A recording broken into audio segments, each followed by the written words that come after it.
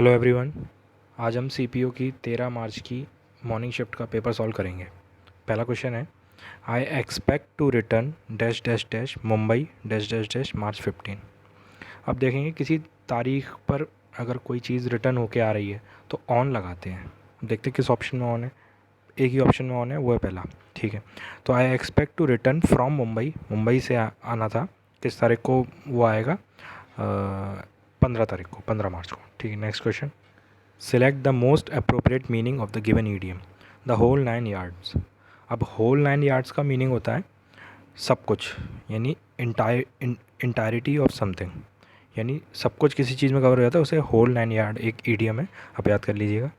ठीक है, next, the Kumbh Mela has been held at Allahabad since centuries now because in the past 2 decades it has grown into a mega event। अब देखो, since और for का use आप कैसे करते हैं। फॉर का जो यूज़ होता है वो कोई जनरल पीरियड बताने के लिए, 10 साल 20 साल 50 साल इस तरीके से, 1 सदी 2 सदी डेकेड, इन सब चीज़ों के मेंशन करने के लिए हम फॉर का यूज़ करते हैं। सिंस करते हैं कुछ ऐसा स्टार्टिंग पॉइंट, जैसे कि I been doing this since morning, since January, since February, इस तरीके से चीज़ें होती हैं, तब आप सिंस का यूज़ करते हैं। अब यहाँ पर हम देखेंगे डेकेड्स लिखा है, 2 डेकेड्स, तो ये एक स्पेसिफिक एक जनरल पीरियड हो गया, इसीलिए आप यहाँ पर फॉर का यूज़ करेंगे, ना कि सिंस का। तो अब देखते हैं किस में ऑप्शन में ठीक है। 4 centuries now but in the past, बाकी सब ठीक है। Because in the past, but in the past mention होगा, बट इन द पास्ट, क्योंकि वो बता रहा है कैसे वो मेगा इवेंट में कन्वर्ट हुआ है उसके लिए। ठीक है, तो इसलिए ऑप्शन बी यहाँ पर चूज़ करेंगे। ठीक है, he has not taken any coaching in the game but he plays good then many professional players. देखो, जब भी किसी चीज़ में कंपेयर करते हैं, इसने क्या, ये जो मेरे हिसाब से बात कर रहा हो, कोई कोच कर रहा होगा, उसमें क्या कहना चाह रहा है कि वो उसने कोई प्रोफेशनल कोचिंग नहीं ली, स्टिल वो काफ़ी लोगों से अच्छा खेलता है। तो वो जो काफ़ी लोग हैं, काफ़ी लोग मतलब प्रोफेशनल प्लेयर्स हैं, उनके साथ में कंपैरिजन चल रहा है। कंपैरिजन के लिए आप कंपैरेटिव डिग्री का यूज़ करेंगे। तो जो गुड है, गुड किस में कन्वर्ट हो जाएगा? बेटर में। अगर बिल्कुल ही सुपरलेटिव बात करनी होती तो वो बेस्ट में कन्वर्ट हो जाता। तो इसलिए प्लेस की जगह बेटर आएगा, ही प्लेज बेटर देन। ठीक है, लास्ट ऑप्शन यहाँ सूट करता है। ठीक है, the village with all its houses were flooded by the river. देखेंगे, the village with all its houses. अब इसमें सब्जेक्ट क्या है? कुछ लोग सोचेंगे कि with all its houses, last में हाउसेज है, उसीलिए वर यहाँ सही है, नो इम्प्रूवमेंट होना चाहिए, लेकिन नहीं, ऐसा नहीं है। जब विलेज की बात कर, आप इसमें सब्जेक्ट देखेंगे तो इस कॉन्टेक्स्ट समझना इंपॉर्टेंट है। आप देखेंगे द विलेज, तो जो विलेज है वो यहाँ पर सब्जेक्ट हो। विलेज एक सिंगुलर है। विलेज में आप सोचेंगे विलेज में तो इतने सारे लोग रहते हैं, लेकिन विलेज के अंदर लोग रहते हैं। विलेज खुद एक सिंगुलर एंटिटी है, तो इसीलिए हम इसके लिए यहाँ पे वर की जगह वॉज आएगा, तो वॉज फ्लडेड। ठीक है, सिनोनिम बताना, रेडिकल। रेडिकल का मतलब होता है एब्सोल्यूट, मतलब ये इसका एब्सोल्यूट होता है, यानी फुल कंप्लीट, कुछ ज़्यादा उसमें चेंजेस करने की जरूरत नहीं, रेडिकल, तो उसका सिनोनिम एब्सोल्यूट। ठीक है, next, select the most appropriate word in the following. ठीक है, the offer is good, you will regret dash dash dash, you decline it. अब क्या करते हैं, अगर कोई ऑफ़र है, आपको कोई ये बोलता है ये बात, द ऑफ़र इज़ गुड, अच्छा है, आप तुम रिग्रेट करोगे अगर तुम इसे नहीं लोगे, इफ़ यू डिक्लाइन इट, तो इसलिए यहाँ पे इफ़ आएगा। देयर फॉर, वेदर और अनलेस, ये सब नहीं है यहाँ पे, कंडीशन अनलेस वाली नहीं। आपको जब पिछला मैंने जो पेपर सॉल्व कराया था, आप वो वीडियो देखेंगे तो देखेंगे मैंने अनलेस, अनटिल, इस तरीके से दोनों पेपर में एक एक क्वेश्चन आया हुआ है और मैंने आपको दोनों समझाया, तो आप वो वीडियो ज़रूर देखना। ठीक है, select the wrongly spelled word. ठीक है, अब वो एज, अब मैंने पहले भी बता चुका हूँ, अगर आप स्पेलिंग अच्छी करनी है तो आपको वोकेबलरी अच्छी करनी पड़ेगी। मुझे इनमें से मीनिंग पता है तो मैं इसका बता सकता हूँ, आपको नहीं पता तो आप नहीं बता पाओगे। जैसे वोएज का मीनिंग क्या होता है? वोएज का मीनिंग होता है कोई एक लंबी यात्रा करना समुद्र के थ्रू। ठीक है, यानी कि अ लॉन्ग जर्नी बाई सी, तो इसलिए हम वोएज यूज़ करते हैं। स्पेलिंग एकदम करेक्ट है। विजनरी, ठीक है, जैसे मोदी जी के काफ़ी प्रोजेक्ट विजनरी होते हैं, अब वो एग्जीक्यूट होते हैं या नहीं होते हैं, लेकिन प्रोजेक्ट तो विजनरी होते हैं। वायलेंट, ठीक है, बजा दो। और विशियस, विशियस मतलब काफ़ी क्रूर टाइप का व्यक्ति होता है, लेकिन जो स्पेलिंग इसमें गलत है। ठीक है, इसमें इसकी स्पेलिंग गलत है, VICIOUS होता है, जो कि क्रूल, वायलेंट। तो क्रूल जो जिस किसी का नेचर होता है वो विशियस माइंडसेट वाले लोग होते हैं ना, जो साइको किलर होते हैं, उस तरीके से विशियस का यूज़ करते हैं। ठीक है, neither I nor my sister was interested in learning music. Neither I nor my sisters, तो मैंने बताया था आपको कि नीदर, नॉर, ईदर और, इन सब के केस में क्या होता है, जो और के बाद में या फिर और या नॉर के बाद में जो सब्जेक्ट होता है, अगर वो सब्जेक्ट प्लूरल है तो जो वर्ब आएगी वो प्लूरल आएगी। और अगर वो सब्जेक्ट सिंगुलर है तो उसके हिसाब से सिंगुलर आएगी, ठीक है। तो देखते हैं सिस्टर्स क्या है, सिस्टर्स प्लूरल है तो उसके लिए जो वर्ब आएगी वो प्लूरल आएगी, इसलिए वॉज की जगह आपको यहाँ पर वर यूज़ करना पड़ेगा, ठीक है। तो वॉज इंटरेस्टेड की जगह वर इंटरेस्टेड आ जाएगा, ठीक है। आफ्टर 3 मंथ्स, एक second, after 3 months of practice I dash dash dash now swim quite fast, ठीक है।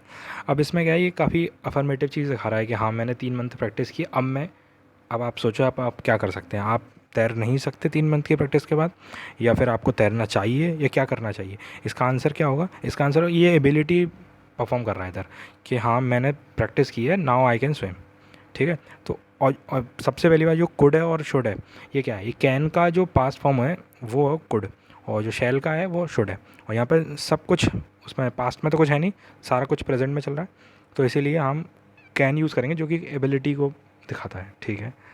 सिलेक्ट द एंटोनिम, ठीक। इम्पैकेबल, इम्पैकेबल का मीनिंग होता है परफेक्ट, ठीक है। तो इसीलिए इसका जो antonym, second antonym, yes antonym इसका आया हुआ वो होगा इम्परफेक्ट, क्योंकि जो चीज़ परफेक्ट नहीं है, ठीक है। तो अभी ठीक है, एमिएबल। अब एमिएबल का मतलब क्या होता है, काफ़ी फ्रेंडली व्यवहार वाला व्यक्ति, फ्रेंडली वे, फ्रेंडली नेचर। तो उसका जो आप एंटोनिम देखेंगे तो वो होगा हॉस्टाइल। जब आप पिछला जो 12 मार्च की इवनिंग शिफ्ट का हम पेपर सॉल्व कर रहे थे तो उसमें हॉस्टाइल आया था। हॉस्टाइल का मतलब क्या होता है, जो अनफ्रेंडली जिसका नेचर होता है वो हॉस्टाइल, एनिमिटी इस तरीके से दिखाना, ठीक है। रॉन्गली स्पेल्ड, ठीक है। एक्सप्लेनेशन, AIN ये सब नहीं है, सीधे AN है, एक्सप्लेनेशन, ठीक है। A large bound bundle of paper, hay और कॉटन, तो इसका सीधा आपको याद करना पड़ेगा, इसका होता है बेल, ठीक है। वोकेबलरी का सिंपल क्वेश्चन है।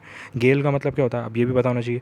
गेल का मतलब होता है बहुत भयंकर आंधी तूफान, स्टॉर्म आना। और पिछले पेपर में मैंने आपको बताया था, पिछले पेपर में एक इसी से रिलेटेड शब्द था ब्लिज़ार्ड। ब्लिज़ार्ड का मतलब क्या होता है, आंधी तूफान लेके बर्फीला, है ना। बैरल, ठीक है, बैरल में कुछ आप पानी वानी भर देते हैं, कुछ ऑयल भर देते हैं किसी भी चीज़ का। और कैश, कैश क्या होता है, same type of items kept in a hidden place is known as cash, ठीक है।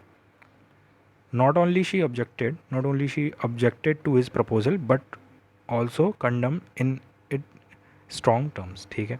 अब देखो ये से कहते हैं इन्वर्जन। अब ये ज्ञान आप ज़रूर सुनिए। इन्वर्जन का कॉन्सेप्ट क्या होता है, जब भी hardly, scarcely, barely, no sooner, only, not only, जब ये सब यूज़ करते हैं तो बिगिनिंग का जो क्लॉज होता है उसे हम इन्वर्ट कर देते हैं। सॉरी, बिगिनिंग के क्लॉज में अगर ये चीज़ें यूज़ होती तो नेक्स्ट जो क्लॉज होता है उसको हम इन्वर्ट कर देते हैं, यानी सब्जेक्ट और वर्ब को रिप्लेस, मतलब एक्सचेंज, स्वैप कर देते हैं। तो यहाँ पर जो वर्ब होगा वो पहले आ जाएगा, सब्जेक्ट उसे बाद में खींच देते हैं, ठीक है।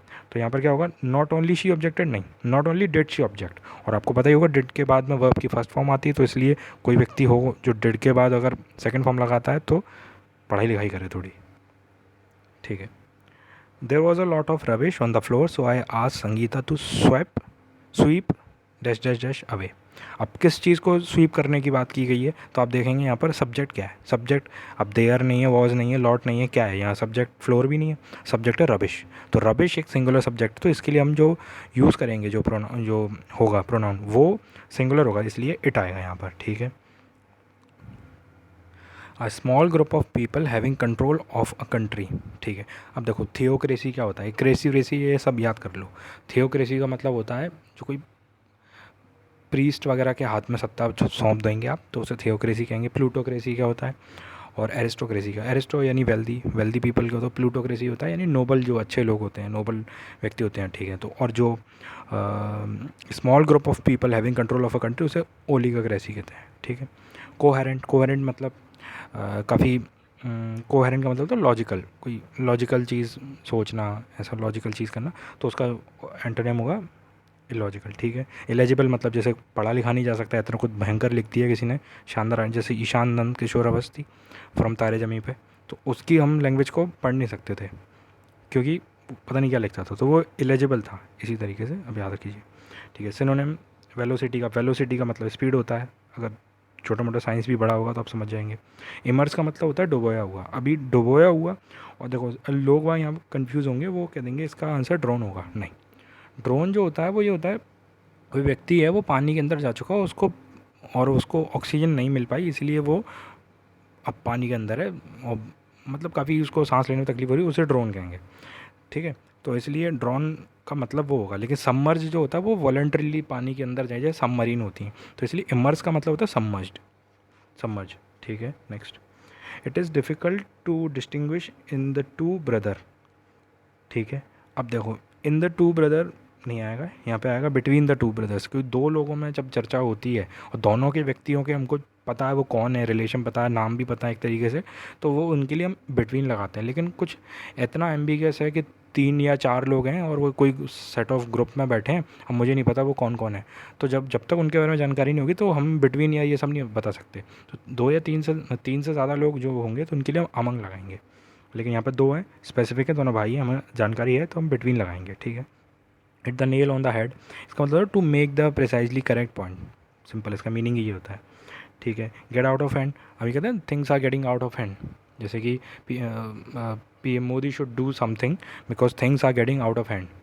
ठीक है, तो इसका मतलब क्या हुआ, to become uncontrollable, things are getting out of hand. ठीक है, इधर अविका और निकुंज आर गोइंग, अब देखो यहाँ पे मैंने अभी जो ऊपर रूल बताया है कि जो बाद वाला जो सब्जेक्ट होता है उसी के अकॉर्डिंग आता है इधर और वाले केस में, तो क्या होगा, आर गोइंग की जगह क्या आएगा, निकुंज इज़ गोइंग। ठीक है, मतलब उनके लिए इज़ आएगा। This test comprises of grammar vocabulary reading combination, देखो काफ़ी अच्छा रूल है यहाँ पर, जो कंप्राइजेज है, कंप्राइजेज के बाद में आप ऑफ यूज़ नहीं करते, क्योंकि कंप्राइजेज का मतलब ही होता है कंसिस्ट ऑफ, तो जब कंसिस्ट ऑफ ऑलरेडी है उसका मतलब, तो उसको सुपरफ्लस क्यों बनाना, इसीलिए जो ऑफ का यूज़ होता है उसे नहीं करते, तो ऑफ हट जाएगा यहाँ से। काफ़ी अच्छा है, अच्छे बच्चे मतलब गलतियाँ कर देते हैं इसमें। I felt something hard hit my cheek, अब देखो कितना ईजी है ये सब कुछ प्रेजेंट में चल रहा है, तो आपको देखना पड़ेगा कि किस चीज़ को ना लगाएं जिससे हमारा जो जो सेंटेंस है वो उसका फॉर्म चेंज ना हो। तो टू बी ईटिंग ये सब चेंज कर देगा, लेकिन हिट है वो चेंज नहीं करेगा, तो इसलिए हिट हार्ड माई चीक। ठीक है, ऑकवर्ड, ठीक है, अब ऑकवर्ड का मतलब क्या होता है, क्लमजी, क्लमजी मतलब काफ़ी बेढंगा टाइप का व्यक्ति। ठीक है, मतलब बहुत ही अजीब टाइप का व्यक्ति हो तो क्लमजी, उसे क्लमजी कहते हैं, कुछ चीज़ भी अच्छी तरीके से नहीं कर पाता, बहुत ऑकवर्ड तरीके से जो रहता है। ठीक है, सेलेक्ट द एंटोनिम होता है स्टिंजी, अब स्टिंजी मतलब क्या होता है, काफ़ी कंजूस, माइजर, माइजर का उल्टा क्या होगा, जेनरस, यानी काफ़ी दान वान एकदम करने वाला, जिसको देने की बहुत ख्वाहिश रहती है, लोगों की हेल्प करने की रहती है, तो जेनरस कहते हैं, काफ़ी दयालु टाइप का व्यक्ति होता है। ठीक है, वीरी, अब वीरी का मतलब क्या होता है, काफ़ी थका वका हुआ, अब थका है तो उसका एंटोनिम क्या होगा, रिफ्रेश्ड। ठीक है, तो यहाँ पे आपको बताना है किसकी स्पेलिंग गलत है, डीवीएस की यहाँ पर स्पेलिंग गलत, तो ठीक है। नेक्स्ट, थिंग्स और people of the same kind, अब देखो कंटेम्प्रेरीज मतलब क्या होता है, इसमें इसी होता है समकालीन, जैसे कि Nehru, Jawaharlal Nehru and Mahatma Gandhi are contemporaries, यानी दोनों समकालीन थे, एक ही टाइम की बात चल रही है, तो मैं समझ जाऊँगा हाँ कौन थे। अब होमोजीनियस क्या होता है, इसका मतलब होता है कि सेम काइंड के मिक्सचर को मिला दिया गया हो, सेम काइंड की चीज़ों को मिला के एक मिक्सचर बना दिया हो, और वो मिक्सचर भी एकदम से अलग ना हो, वही मिक्सचर हो, तो उसे होमोजीनियस कहते हैं। ऐसी सिमिलर प्रॉपर्टीज़ वाली 2 चीज़ें। ठीक है, ठीक है, अब instrument use for coding and decoding message, तो उसे कहते हैं क्रिप्टोग्राफ। अब कार्डियोग्राफ क्या होता है, वो दिल विल की धड़कन है ये सब नापने वाला जो होता है वो कार्डियोग्राफ होता है। अब क्रेस्कोग्राफ क्या होता है, क्रोनोमीटर क्या होता है, ये नहीं पता होगा तो कन्फ्यूज होगा। क्रेस्कोग्राफ मतलब होता है, जेसी बोस ने, अपने साइंटिस्ट हैं इंडिया के, साइंटिस्ट थे इंडिया के, उन्होंने जो क्रेस्कोग्राफ बनाया था, वो पेड़ पौधों में जान होती है, और वो सब चीज़ें उनके बारे में स्टडी करने का जो वो इंस्ट्रूमेंट था वो क्रेस्कोग्राफ था। ठीक है, क्रोनोमीटर मतलब क्या होता है, टाइम से रिलेटेड होता है, ऐसा जो टाइम के अनुमान को बताता है। अब ये नहीं कि घड़ी है, मे बी वो भी हो सकता है, लेकिन क्रोनोमीटर मतलब होता है कि युगों और जो समय है उसके बारे में जानकारी देने के लिए जो यंत्र होता है उसे क्रोनोमीटर कहते हैं। ठीक है, रॉन्गली स्पेल्ड वर्ड बताना है। ठीक है, रिलीव मतलब क्या होता है, पेन रिलीव और ये सब चीज़ें को होता है, तो जो कहते हैं ना, ये ऐसा ऑइंटमेंट है, इसको लगाने से आपका ये रिलीव करेगा, ये आपके घाव में या फिर किसी चीज़ में, तो उसको कहते हैं दर्दनाशक बेसिकली, तो उसको रिलीव कहते हैं। ठीक है, दर्द मतलब दर्द हट जाए किसी चीज़ से, दर्द से छुटकारा मिलने को relieve. The base frame of the car और अदर व्हील्ड व्हीकल उसे कहते हैं शैशी, ये आपको याद करना पड़ेगा। ठीक है, तो मोस्ट अप्रोप्रिएट मीनिंग बताना है। ठीक है, to to give the slip, इसका मतलब होता है टू स्केप, फरार हो जाना। ठीक है, तो गिव द स्लिप बचपन में देते थे, कहते थे ऐसा है वैसा है, तो आप निकल जाते थे स्कूल से कि नहीं घर पे किसी का ये हो गया है वो हो गया है, इस तरीके से बहाने मारे, तो टू स्केप मतलब होता है टू गिव द स्लिप। ठीक है, to drive someone up the wall, इसका मतलब to irritate someone very much, इतना ज़्यादा किसी को परेशान करना, बॉदर करना कि अब वो बहुत परेशान हो गया, बेसिकली ये मीनिंग होता है इसका। ठीक है, people arrive from all part of the country and had walked miles to take a dip. अब देखो, अब हैड वॉकड माइल्स नहीं, ये इसमें क्या है, ये सिंपल एक प्रेजेंट और एक ऐसी चीज़ बता रहा है जिसमें काफ़ी मतलब अब रिचुअल को दर्शा रहे हैं कि वो चीज़ें कंटिन्यूली होती आ रही हैं। तो उस चीज़ को बताने के लिए आप इसमें कुछ भी पास्ट वगैरह ये सब यूज़ नहीं करेंगे। आप इसके लिए प्रेजेंट इंडेफिनिट का जो सेंटेंस मतलब जो सेंटेंस है उसे प्रेजेंट इंडेफिनिट में ही रखेंगे। तो ये इसका रूल होता है, ठीक है। तो walk for miles to take a dip ये आएगा, ये सब नहीं आएगा।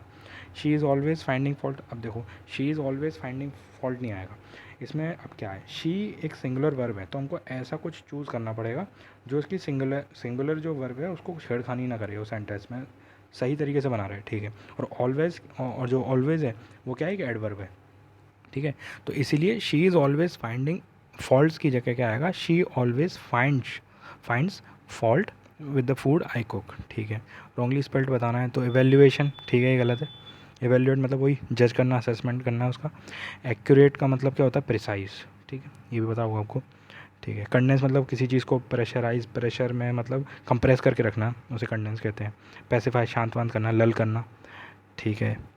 तो यहाँ पर ये पेपर समाप्त होता है, अगले पेपर मिलते हैं, धन्यवाद, बाय।